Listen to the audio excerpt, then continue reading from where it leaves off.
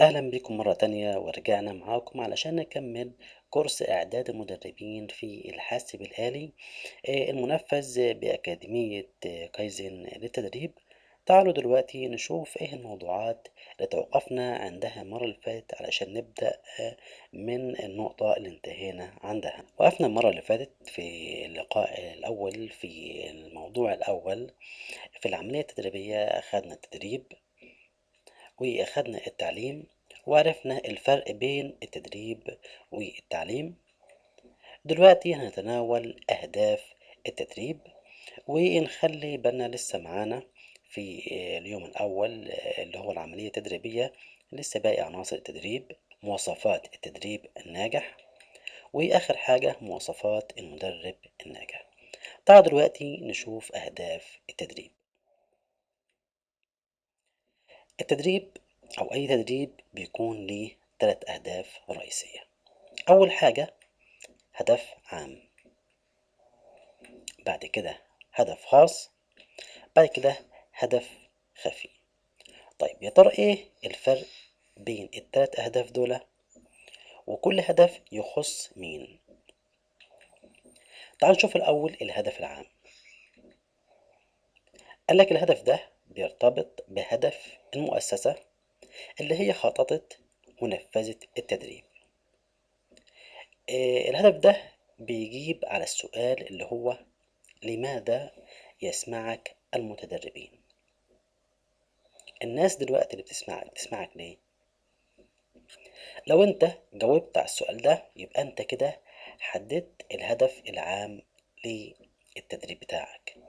مثال، هدف التدريب بتاعنا اعداد مدربين متميزين. ده اصبح كده ايه؟ هدف عام. طيب يا ترى ايه هو الهدف الخاص؟ قالك الهدف الخاص ده بيرتبط بحاجة المتدرب أو المدرب، ويعتمد على طبيعة التدريب ونوعية المتدربين. الهدف ده بيجاوب على سؤال بيقول إيه؟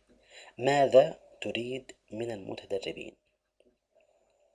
أنت كمدرب عايز إيه من الناس اللي بتدربهم؟ مثال مثلا لهدف خاص، تمكين المتدربين من مهارات التدريب، أو تمكينهم من مهارات الحاسب الآلي. ده هدف مين؟ هدف المدرب. وفي نفس الوقت هدف المتدرب ان هو يجي ويتقن مهارات التدريب او يتمكن من مهارات الحاسب الآلي. يبقى احنا كده عرفنا هدف عام وهدف خاص. امال ايه حكاية الهدف الخفي؟ قالك الهدف الخفي ده بيكون مرتبط بمين؟ بشخص واحد، اللي هو مين؟ اللي هو المدرب. يرتبط بحاجة المدرب الشخصية وطموحاته وآماله، وهو بيجاوب على السؤال ماذا تريد لنفسك؟ انت عايز ايه من التدريب؟ ايه هدفك الشخصي من التدريب؟ مثال، بعض الناس ممكن يكون هدفها بناء علاقات، الشهرة، المال.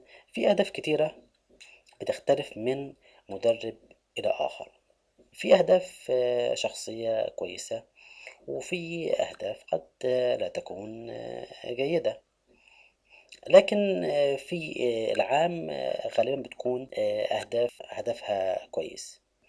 بعض الناس ممكن دلوقتي وهو بيسمع الفيديو، طيب يا ترى أنا هستفيد إيه من الكلام ده؟ ده هيفيدني في إيه في الجزء التطبيقي؟ لو أنت ناوي تبقى مدرب متميز، أول حاجة لازم تعرف مكانك فين في العملية التدريبية. طب هتعرف إزاي فين مكانك من غير ما تعرف إيه هو التدريب وإيه هو التعليم وإيه هو أهدافه وإيه هي مكونات العملية التدريبية؟